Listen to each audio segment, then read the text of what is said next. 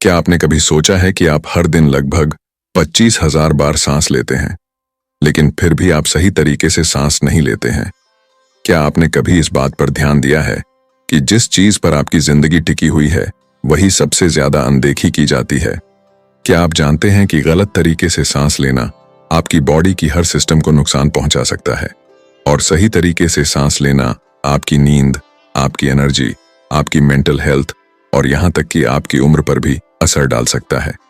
नमस्ते, आप सुन रहे हैं हिंदी ऑडियो बुक, एक ऐसा प्लेटफॉर्म जहां हम आपके लिए लाते हैं दुनिया की सबसे पावरफुल किताबों के सारांश, वो भी आपकी अपनी भाषा हिंदी में, ताकि आप अपनी लाइफ को समझ सकें, सुधार सकें और संवार सकें। और आज हम आपके लिए लेकर आए हैं एक ऐसी किताब जिसने दुनिया भर के डॉक्टर्स, योग एक्सपर्ट्स और साइंटिस्ट्स को सोचने पर मजबूर कर दिया है। किताब का नाम है breath, the new science of a lost art, जिसे लिखा है जेम्स नेस्टोर ने। इस किताब में लेखक ने बताया है कि कैसे इंसान ने हजारों सालों में सांस लेने की अपनी नेचुरल कला को खो दिया है और अब उसी को वापस पाने की कोशिश इस किताब के जरिए की गई है। जेम्स नेस्टर ने न सिर्फ पुरानी सभ्यताओं और योग परंपराओं की ब्रीदिंग टेक्निक्स को गहराई से समझा, बल्कि उन्होंने खुद पर साइंटिफिक एक्सपेरिमेंट्स भी किए ताकि वे यह जान सकें कि सांस लेने का सही तरीका आखिर क्या होता है। इस किताब में आप जानेंगे कि मुंह से सांस लेना क्यों नुकसानदायक है और नाक से सांस लेना आपके शरीर के लिए कितना जरूरी है। आप जानेंगे कि स्लो और डीप ब्रीदिंग आपकी बॉडी में क्या बायोकेमिकल बदलाव लाती है और कैसे एंशिएंट टेक्निक्स जैसे प्राणायाम, बॉक्स ब्रीदिंग और बुटेको मेथड आज की मॉडर्न साइंस से जुड़ती हैं। ब्रेथ एक ऐसी खोज की कहानी है जिसमें लेखक अलग अलग कल्चर्स से लेकर मॉडर्न लैबोरेटरीज तक गया, सिर्फ ये समझने के लिए कि सही तरीके से सांस लेना क्यों जरूरी है और कैसे इसे सीखा जा सकता है। इस किताब के 10 चैप्टर्स आपको न सिर्फ इंफॉर्मेशन देंगे, बल्कि आपको मोटिवेट करेंगे कि आप अपनी हर एक सांस को एक अवेयरनेस के साथ लें, ताकि आप बेहतर सोच सकें, बेहतर जी सकें और खुद को डिजीजेस और एंजाइटी से दूर रख सकें। तो अगर आप भी ये जानना चाहते हैं कि सिर्फ सांस लेकर आप अपनी जिंदगी कैसे बदल सकते हैं, तो चलिए हमारे साथ इस सफर पर, जहां हर चैप्टर में हम उस कला को दोबारा सीखने की कोशिश करेंगे जो कभी हमारी फितरत थी, लेकिन अब हम उसे भूल चुके हैं। स्वागत है आपका ब्रेथ बाय जेम्स नेस्टोर के इस हिंदी ऑडियो बुक सीरीज में। Chapter 1, the last words of paradise. James Nestor की यह कहानी शुरू होती है एक गहरी जिज्ञासा से कि क्या हमारी सांस लेने की आदतें सच में हमारी हेल्थ को बिगाड़ रही हैं। उन्होंने देखा कि आधुनिक दुनिया में बहुत से लोग सांस लेने में अनजाने में गलतियां कर रहे हैं, जैसे कि मुंह से सांस लेना या तेज तेज सांस लेना, और इससे पैदा हो रही हैं sleep apnoea, allergies, asthma, anxiety, high blood pressure जैसी गंभीर परेशानियां। लेखक खुद भी इन समस्याओं से जूझ रहे थे और इसी ने उन्हें इस विषय की गहराई में उतरने के लिए प्रेरित किया। इस चैप्टर में जेम्स बताते हैं कि कैसे हजारों साल पहले के लोग, जैसे कि आदिवासी, प्राचीन योगी और यहां तक कि ग्रीक एथलीट्स, सांस लेने की एक कला को जानते थे और उसे अभ्यास में लाते थे। वे नाक से सांस लेते थे, धीरे और गहराई से सांस लेते थे, और उनकी बॉडीज में आज के इंसान की तुलना में कहीं ज्यादा स्ट्रेंथ, स्टेमिना और हेल्थ होती थी।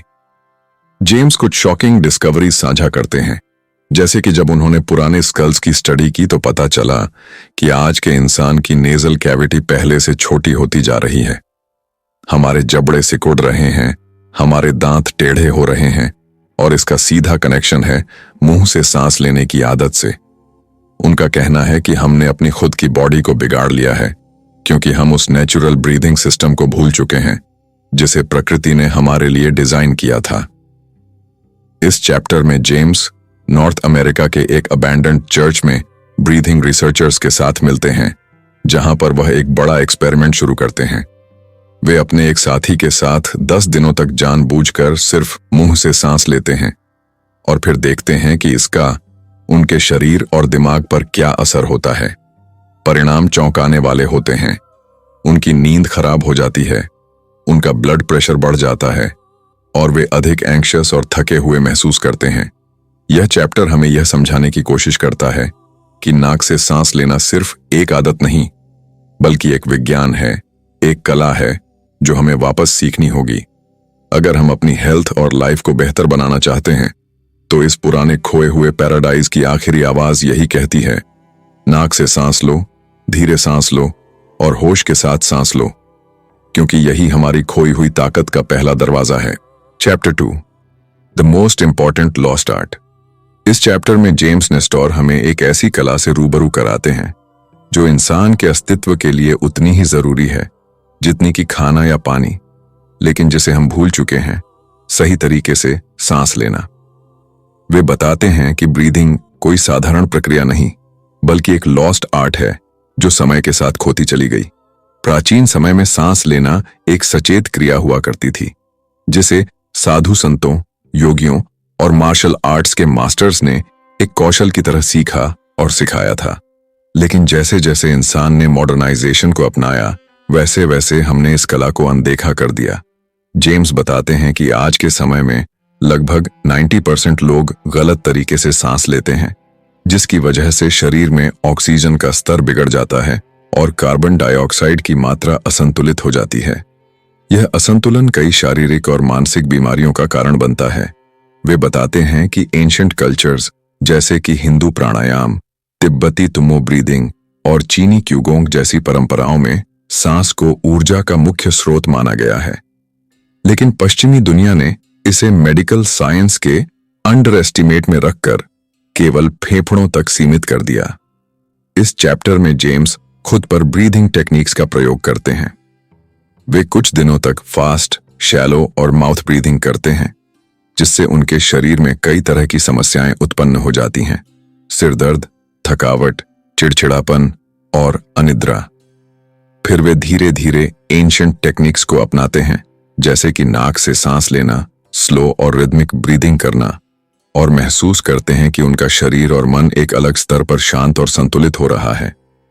वह बताते हैं कि सही ब्रीदिंग से हमारा पैरासिम्पैथेटिक नर्वस सिस्टम सक्रिय होता है, जिससे शरीर रिलैक्स करता है, दिल की धड़कन सामान्य होती है और दिमाग में क्लैरिटी आती है, जबकि गलत ब्रीदिंग से सिंपैथेटिक सिस्टम ओवर एक्टिव हो जाता है, जो स्ट्रेस और एंजाइटी को बढ़ाता है। इस चैप्टर का मुख्य संदेश है कि सांस लेने की इस खोई हुई कला को दोबारा सीखना ही हमारे वेलबीइंग का पहला और सबसे जरूरी कदम है। यह वो आधार है जिस पर हमारी सारी हेल्थ टिकी हुई है। जेम्स कहते हैं, breathe right and everything else will start to fall into place. Chapter 3, exhale. इस चैप्टर में जेम्स नेस्टोर हमें यह समझाते हैं कि सांस छोड़ना यानी एक्सहेल करना सांस लेने जितना ही जरूरी है, बल्कि कई बार उससे भी ज्यादा महत्वपूर्ण। हमारी अधिकतर ऊर्जा और टॉक्सिन शरीर से बाहर निकलते हैं जब हम धीरे और गहराई से सांस छोड़ते हैं, लेकिन आधुनिक जीवन शैली में लोग अक्सर जल्दी जल्दी और अधूरी सांसें लेते हैं, जिससे शरीर में कार्बन डाइऑक्साइड का बैलेंस बिगड़ जाता है। जेम्स बताते हैं कि लोग आमतौर पर इस भ्रम में रहते हैं कि सिर्फ ऑक्सीजन लेना ही हेल्दी है, लेकिन असल में शरीर की हीलिंग प्रोसेस, नर्वस सिस्टम की रीसेटिंग और मानसिक शांति का असली राज छुपा है सही तरीके से सांस छोड़ने में। जब हम लंबी और धीमी एक्सहेल करते हैं तो हमारा पैरासिम्पैथेटिक नर्वस सिस्टम एक्टिवेट होता है, जो हमें रिलैक्स करता है, स्ट्रेस को घटाता है और दिल की धड़कन को नियंत्रित करता है। इस चैप्टर में जेम्स कुछ वैज्ञानिक रिसर्च का हवाला देते हैं, जिनमें देखा गया कि जिन लोगों ने लंबी एक्सहेल पर ध्यान दिया, उनकी एंजाइटी काफी हद तक कम हो गई और नींद की क्वालिटी बेहतर हो गई। उन्होंने यह भी पाया कि लंबी एक्सहेल से ब्लड प्रेशर कंट्रोल में आता है और शरीर का ओवरऑल टेंशन कम हो जाता है। जेम्स खुद भी इस सिद्धांत को अपने ऊपर आजमाते हैं। वे दिन में कई बार कुछ मिनटों के लिए सिर्फ सांस छोड़ने पर ध्यान केंद्रित करते हैं। वे 4 सेकंड में सांस लेते हैं और 8 सेकंड में धीरे धीरे छोड़ते हैं। कुछ ही दिनों में उन्हें अपने मूड में शांति, दिमाग में साफ गोई और शरीर में हल्कापन महसूस होने लगता है। उन्होंने ये भी बताया कि जब हम छोटे होते हैं तब हमारी सांसें स्वाभाविक रूप से लंबी और संतुलित होती हैं, लेकिन बड़े होते होते स्ट्रेस, चिंता और जल्दी में जीने की आदत के कारण हम जल्दबाजी में सांसें लेना शुरू कर देते हैं, जिससे हमारा पूरा फिजियोलॉजिकल सिस्टम गड़बड़ा जाता है। इस चैप्टर का मुख्य संदेश है, सांस लेना जरूरी है, लेकिन सांस छोड़ना कला है। अगर हम सीख जाएं कि सही तरीके से, धैर्य के साथ और ध्यानपूर्वक सांस कैसे छोड़ी जाती है, तो हम अपने शरीर और दिमाग दोनों को हील कर सकते हैं। जेम्स हमें सिखाते हैं कि हर दिन कुछ मिनट बस लंबी सांस छोड़ने की प्रैक्टिस हमारी जिंदगी में बड़ा बदलाव ला सकती है। Chapter 4 the slow breath. इस चैप्टर में जेम्स नेस्टोर हमें एक ऐसी ब्रीदिंग टेक्निक से परिचित कराते हैं जो दिखने में तो बेहद साधारण लगती है, लेकिन इसके पीछे सदियों पुराना साइंस और अनुभव छुपा है। धीरे धीरे सांस लेना। वे बताते हैं कि हमने मॉडर्न लाइफ की जल्दबाजी में सिर्फ चलने फिरने, खाने या बोलने की गति ही नहीं बढ़ा दी, बल्कि सांस लेने की रफ्तार भी तेज कर दी है। और यही रफ्तार धीरे धीरे हमारी जिंदगी से शांति, स्थिरता और ऊर्जा को छीन रही है। जेम्स इस चैप्टर में एक चौंकाने वाला तथ्य साझा करते हैं कि आज का इंसान औसतन 1 मिनट में 18 से 20 बार सांस लेता है, जबकि आदर्श रूप से यह संख्या 5.5 होनी चाहिए। यानी अगर हम हर मिनट सिर्फ 5 से 6 बार गहरी, धीमी और नियंत्रित सांस लें, तो हमारा शरीर ज्यादा ऊर्जा के साथ बेहतर ढंग से काम करेगा। उन्होंने यह भी बताया कि ऐसा ब्रीथिंग पैटर्न प्राचीन योगियों, बौद्ध भिक्षुओं और कुछ जानवरों जैसे कि जायंट टॉर्टोइज में भी पाया गया है, जिनकी उम्र लंबी होती है और जो बेहद शांत रहते हैं। जेम्स अपने अनुभव के जरिए समझाते हैं कि उन्होंने एक ब्रीथिंग एक्सपेरिमेंट में हिस्सा लिया, जिसमें उन्हें दिन भर सिर्फ 5.5 बार प्रति मिनट की दर से सांस लेने के लिए कहा गया, यानी लगभग 5 सेकंड में इनहेल और 5 सेकंड में एक्सहेल। शुरुआत में यह अभ्यास उन्हें अजीब लगा, लेकिन कुछ ही दिनों में उन्होंने महसूस किया कि उनका मन बेहद शांत है। वे कम थके हुए महसूस कर रहे हैं और सबसे खास बात, उनके दिल की धड़कन नियमित और संतुलित हो गई है। इस चैप्टर में वे हार्ट रेट वेरिएबिलिटी यानी HRV की बात करते हैं, जो हमारे शरीर के स्ट्रेस और रिलैक्स सिस्टम के बीच संतुलन को दर्शाता है। जब हम धीरे धीरे सांस लेते हैं तो HRV बेहतर होता है, जिससे न केवल हमारी मेंटल हेल्थ सुधरती है, बल्कि इम्यून सिस्टम और डाइजेशन भी मजबूत होता है। धीमी ब्रीदिंग से वेगस नर्व एक्टिवेट होती है, जिससे पैरासिम्पैथेटिक नर्वस सिस्टम चालू होता है, वही सिस्टम जो हीलिंग, रिकवरी और डीप रेस्ट के लिए जिम्मेदार होता है। जेम्स ने जापान के एक ब्रीदिंग एक्सपर्ट के साथ बातचीत भी साझा की, जिसमें बताया गया कि कैसे कुछ जापानी डॉक्टर रेस्पिरेटरी पेशेंट्स को सिर्फ ब्रीदिंग रेट कम करने की सलाह देते हैं और इससे असाधारण सुधार देखे जाते हैं। उन्होंने यह भी पाया कि धीमी सांस लेने से शरीर में नाइट्रिक ऑक्साइड की मात्रा बढ़ती है, जो ब्लड वेसल्स को रिलैक्स करता है और सर्कुलेशन को बेहतर बनाता है। इस चैप्टर का एक और भावनात्मक पहलू तब आता है जब जेम्स बताते हैं कि धीरे धीरे सांस लेना सिर्फ एक शारीरिक अभ्यास नहीं, बल्कि एक भावनात्मक अभ्यास भी है। जब हम धीमे सांस लेते हैं तो हम अपने भीतर की हलचल को देख पाते हैं। हमारी चिंताएं, डर और बेचैनी धीमे धीमे शांत होने लगती हैं। धीरे धीरे सांस लेना हमारे भीतर एक गहरी स्थिरता और स्वीकार्यता लाता है, जिससे हम न सिर्फ बाहरी दुनिया से जुड़ते हैं, बल्कि अपने भीतर के स्पेस से भी गहरा संबंध बना पाते हैं। जेम्स अंत में कहते हैं, आपको अपनी लाइफ को स्लो डाउन करने की जरूरत नहीं है, लेकिन अगर आप अपनी सांसों की गति धीमी कर दें तो जिंदगी अपने आप धीमी, गहरी और अर्थपूर्ण लगने लगती है। Chapter 5 the challenger. इस चैप्टर में जेम्स नेस्टर हमें ब्रीदिंग की दुनिया का एक ऐसा पहलू दिखाते हैं जो काफी चौंकाने वाला है। अब तक हम जान चुके हैं कि धीरे, गहराई से और नाक से सांस लेना हमारी सेहत के लिए कितना जरूरी है, लेकिन अब जेम्स हमें एक बिल्कुल अलग दिशा में ले जाते हैं।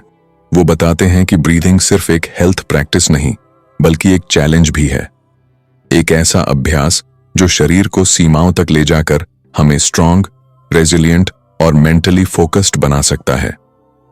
जेम्स बताते हैं कि उन्होंने कुछ एक्सट्रीम ब्रेथ होल्डिंग एक्सपर्ट्स और फ्री डाइवर्स से मुलाकात की, जो बिना किसी ऑक्सीजन टैंक के मिनटों तक पानी के अंदर सांस रोककर रह सकते हैं। इनमें से कई लोग 3 से 5 मिनट तक सांस रोककर रह लेते हैं और कुछ तो 10 मिनट तक भी। ये लोग कोई सुपर ह्यूमन नहीं है, बल्कि उन्होंने अपने शरीर और दिमाग को ट्रेन किया है ताकि वे कम ऑक्सीजन में भी एफिशिएंटली काम कर सकें। इस चैप्टर में जेम्स विम हॉफ नाम के एक डच ब्रीदिंग एक्सपर्ट का जिक्र करते हैं, जिन्हें आइसमैन कहा जाता है।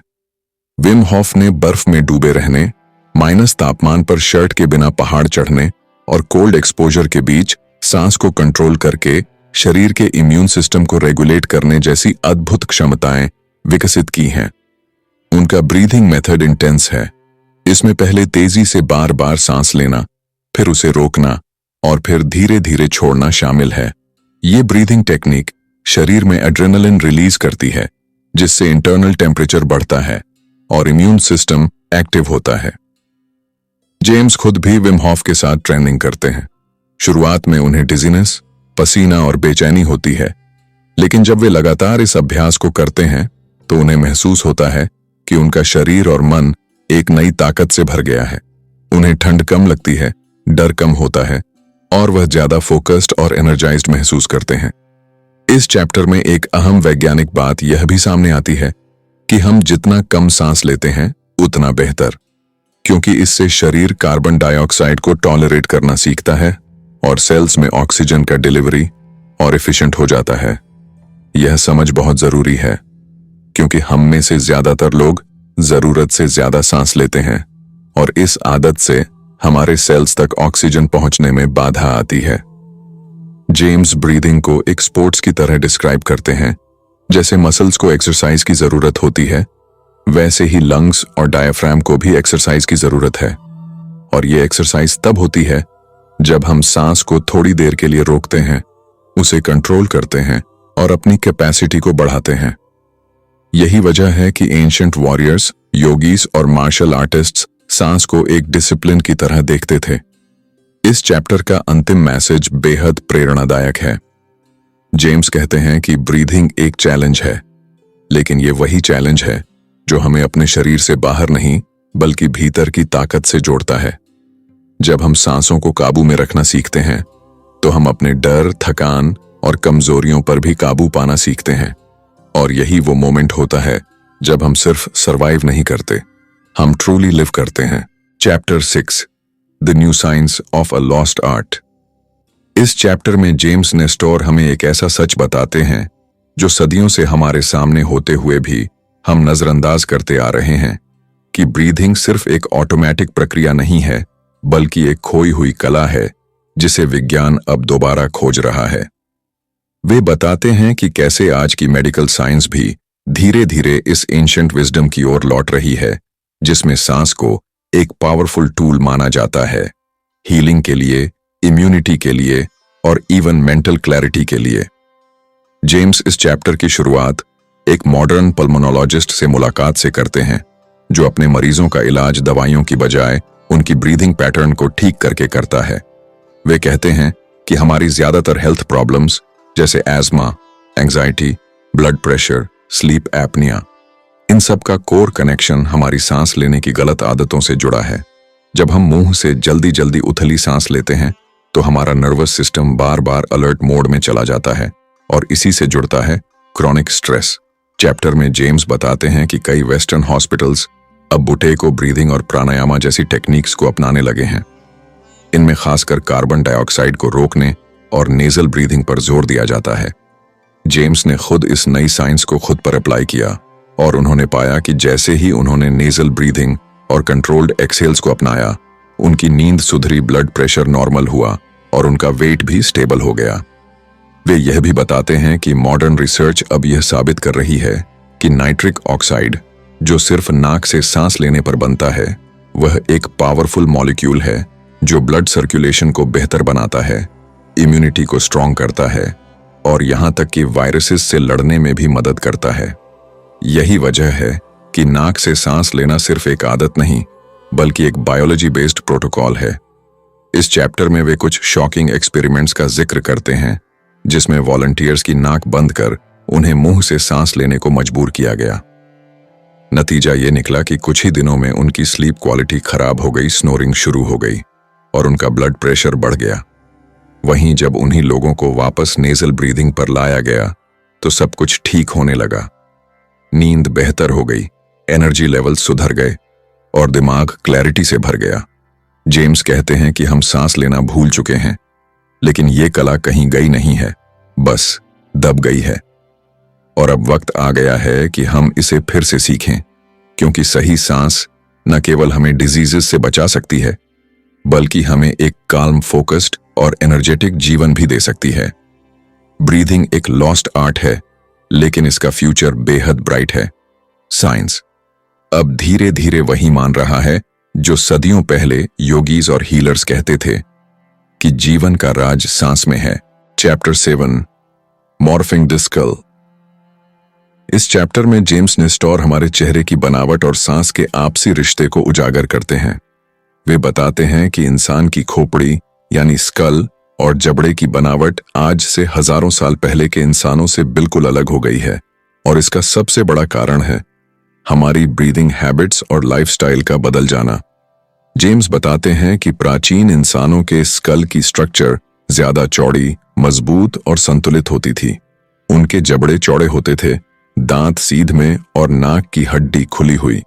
इसकी वजह यह थी कि वे प्राकृतिक और कठिन चीजें खाते थे जिन्हें चबाना पड़ता था, और वे नाक से सांस लेते थे। लेकिन जैसे जैसे इंसान ने प्रोसेस्ड और सॉफ्ट खाना शुरू किया, वैसे वैसे उसके चेहरे की हड्डियां सिकुड़ने लगीं, जबड़ा पतला होने लगा और नाक की नली भी संकरी होती चली गई। इससे breathing problems, snoring, crooked teeth और यहां तक कि स्लीप एपनिया जैसी दिक्कतें बढ़ गईं। जेम्स इस चैप्टर में वेस्टन प्राइस नाम के एक डेंटिस्ट और रिसर्चर का जिक्र करते हैं, जिन्होंने 20वीं सदी की शुरुआत में दुनिया भर के ट्रेडिशनल ट्राइब्स का अध्ययन किया। उन्होंने देखा कि जिन समुदायों ने अपनी पुरानी खाने की आदतें और लाइफस्टाइल को बनाए रखा, उनके बच्चों के चेहरे चौड़े, दांत सीधे और नाक खुली होती थी। वहीं जिन समुदायों ने वेस्टर्न प्रोसेस्ड फूड अपनाया, उनके बच्चों में दांतों की गड़बड़ी, नैरो जॉज और सांस की समस्याएं दिखाई देने लगीं। जेम्स खुद एक ब्रीदिंग एक्सपेरिमेंट करते हैं, जिसमें वे कुछ वॉलंटियर्स को ठोस, चबाने योग्य खाना देते हैं और उन्हें नाक से सांस लेने के लिए ट्रेन करते हैं। कुछ ही हफ्तों में उनके चेहरे की बनावट में सटल लेकिन साफ बदलाव देखने को मिलते हैं, जैसे जबड़ा मजबूत होना, नेजल पैसेजेस खुलना और स्नोरिंग कम होना। यह चैप्टर हमें यह सिखाता है कि चेहरे की हड्डियां भी फ्लेक्सिबल होती हैं और सही अभ्यास से उन्हें फिर से बेहतर शेप में लाया जा सकता है। खासकर बच्चों के लिए ये बदलाव जल्दी और स्थायी हो सकते हैं अगर उन्हें बचपन से सही तरह से चबाना और नाक से सांस लेना सिखाया जाए। जेम्स कहते हैं कि हमने सिर्फ अपनी सांसें ही नहीं खोई, बल्कि अपनी प्राकृतिक बनावट को भी खो दिया है। लेकिन ये सब वापस पाया जा सकता है अगर हम फिर से वही आदतें अपनाएं, ज्यादा चबाएं, नाक से सांस लें और अपने शरीर को वो काम करने दें जो वह हजारों साल से करता आ रहा है। यह चैप्टर न सिर्फ एक बायोलॉजिकल इंसाइट देता है, बल्कि यह भी दिखाता है कि हम अपने शरीर की बनावट को भी बदल सकते हैं, सिर्फ सांस और खाने के जरिए। Chapter 8, the poisoner and the cancer.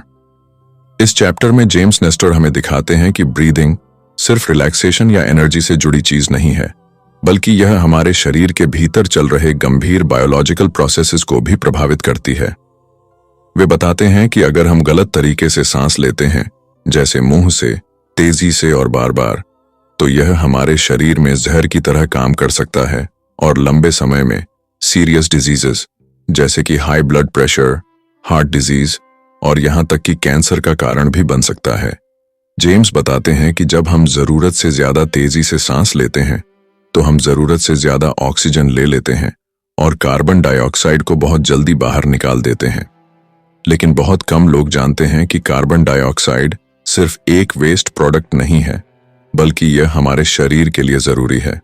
यह ऑक्सीजन को सेल्स तक पहुंचाने में मदद करता है, ब्लड वेसल्स को रिलैक्स करता है और पीएच बैलेंस को बनाए रखता है। जब हम इसे जरूरत से पहले बाहर निकाल देते हैं, तो हमारी बॉडी स्ट्रेस में चली जाती है और अंदर क्रॉनिक इम्बैलेंस पैदा हो जाता है। इस चैप्टर में जेम्स एक शॉकिंग स्टडी का जिक्र करते हैं, जिसमें दिखाया गया कि तेज और शैलो ब्रीदिंग से शरीर में एसिडिटी बढ़ जाती है, जिससे सेल्स में इन्फ्लेमेशन होता है और यही क्रॉनिक इन्फ्लेमेशन आगे चलकर डिजीजेस का कारण बनती है। कुछ रिसर्चर्स यह भी मानते हैं कि लॉन्ग टर्म ब्रीथिंग डिसफंक्शन से कुछ तरह के कैंसर सेल्स का एनवायरनमेंट बन सकता है। जेम्स ने खुद एक एक्सपेरिमेंट किया जिसमें उन्होंने कुछ हफ्तों तक दिन भर शैलो और मुंह से सांस लेने का अभ्यास किया। परिणाम यह हुआ कि उनके ब्लड प्रेशर में बढ़ोतरी हुई, नींद खराब हो गई और उनका मूड इरिटेबिलिटी से भर गया। इसके बाद उन्होंने नेजल और स्लो ब्रीदिंग को अपनाया और पाया कि उनकी बॉडी फिर से बैलेंस में आने लगी। ब्लड प्रेशर नॉर्मल हुआ, एनर्जी बढ़ी और मेंटल क्लैरिटी वापस आई। इस चैप्टर में ब्रीदिंग को एक डिटॉक्सिफिकेशन टूल की तरह समझाया गया है। जब हम सही तरह से सांस लेते हैं, यानी नाक से, गहराई से और धीरे धीरे, तो हमारा शरीर खुद को नेचुरली क्लीन करने लगता है। सेल्स टॉक्सिन्स को रिलीज करती हैं, लिम्फेटिक सिस्टम बेहतर काम करता है और इम्यून सिस्टम ज्यादा मजबूत होता है। इससे बॉडी इन्फ्लेमेशन कम होती है और हीलिंग प्रोसेस तेज होता है। जेम्स कहते हैं कि अगर हम अपनी सांसों को ठीक कर लें तो हम अपने शरीर की अंदरूनी केमिस्ट्री को भी ठीक कर सकते हैं। सांस लेना सिर्फ हवा को अंदर बाहर करना नहीं, बल्कि एक इंटरनल फार्मेसी को एक्टिवेट करना है जो हमें बीमारियों से बचाने की ताकत रखता है। यह चैप्टर हमें एक कड़वा लेकिन जरूरी सच दिखाता है कि मॉडर्न लाइफस्टाइल और गलत ब्रीदिंग पैटर्न्स ने हमारे शरीर को जहर से भर दिया है, लेकिन इलाज हमारे ही अंदर है, हर सांस के साथ। Chapter 9, seizing the sage.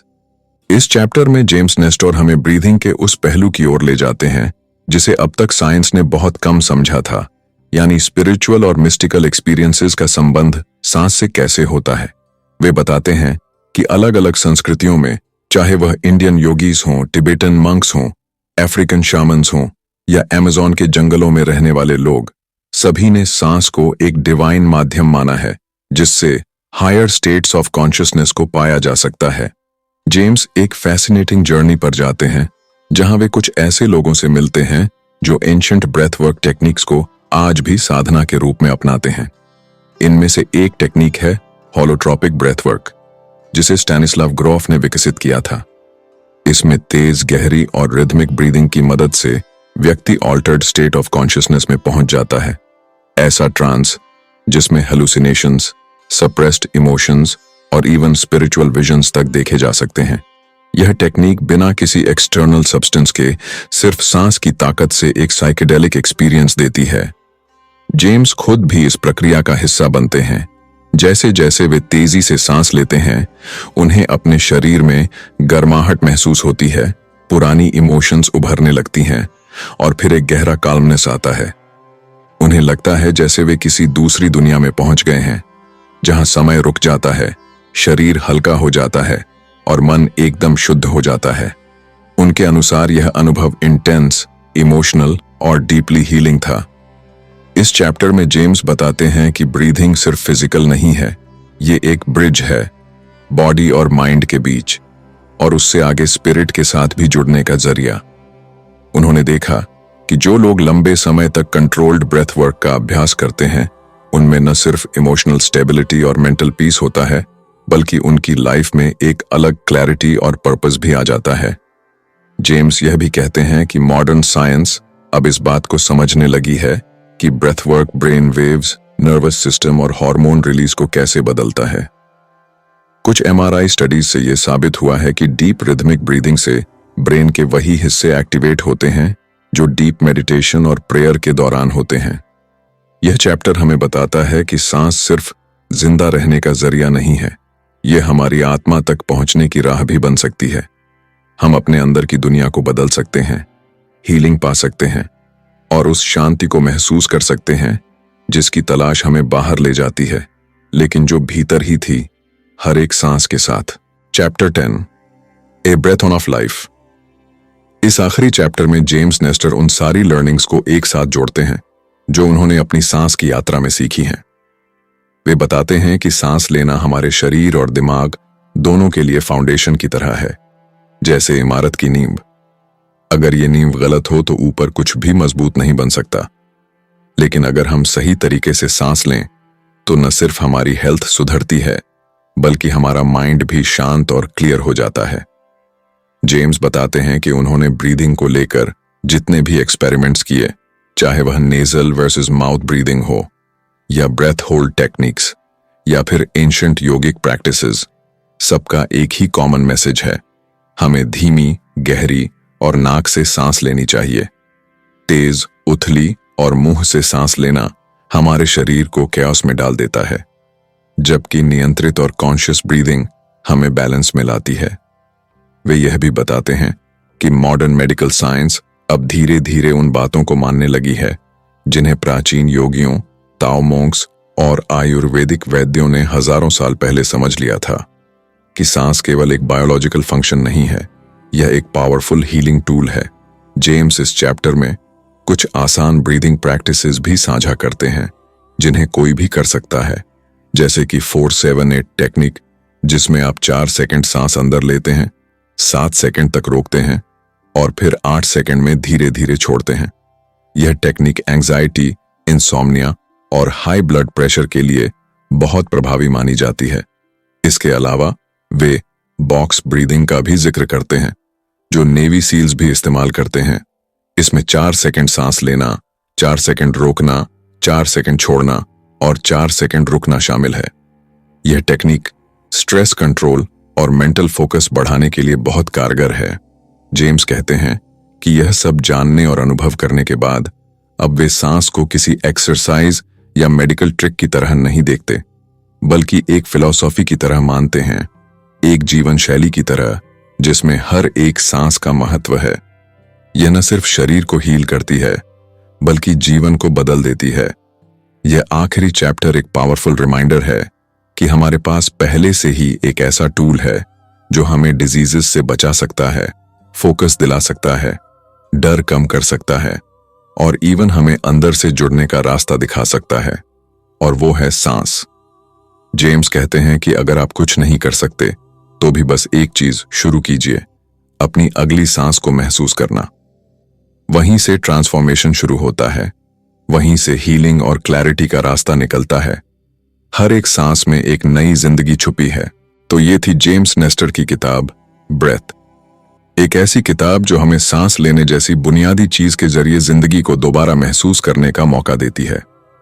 इस किताब को पढ़ते हुए ऐसा लगता है जैसे हर चैप्टर के साथ हम अपने ही शरीर और मन की किसी भूली हुई परत को दोबारा छू रहे हैं, मानो हम अपने भीतर की खोई हुई शक्ति को फिर से खोज रहे हों।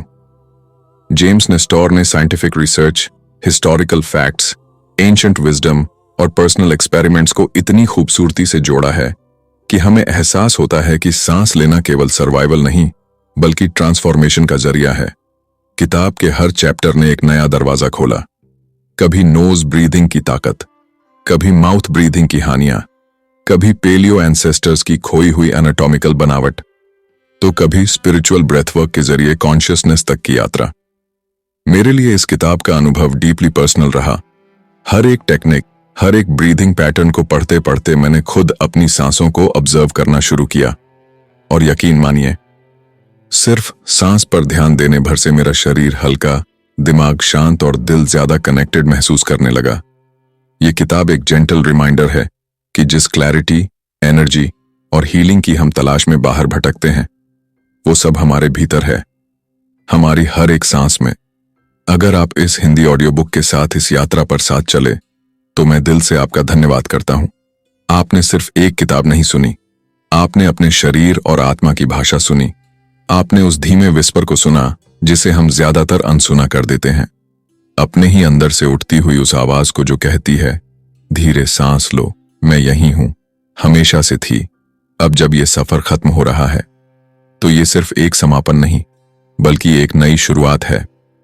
अगली बार जब आप गुस्से में हों, थके हुए हों, एंग्शियस महसूस कर रहे हों या बस जीवन से डिस्कनेक्टेड महसूस कर रहे हों, तो एक गहरी सांस लीजिए, नाक से धीरे धीरे अंदर, फिर कुछ पल रोकिए और फिर धीरे धीरे बाहर छोड़ दीजिए। यही एक सांस आपको दोबारा अपने आप से जोड़ देगी। आप सभी श्रोताओं का इस हिंदी ऑडियो बुक को सुनने के लिए धन्यवाद। अगर यह अनुभव आपको थोड़ा भी प्रेरित कर सका, तो मेरी मेहनत सफल हुई। फिर मिलेंगे एक नई किताब, एक नई सोच और एक नई सांस के साथ। धन्यवाद।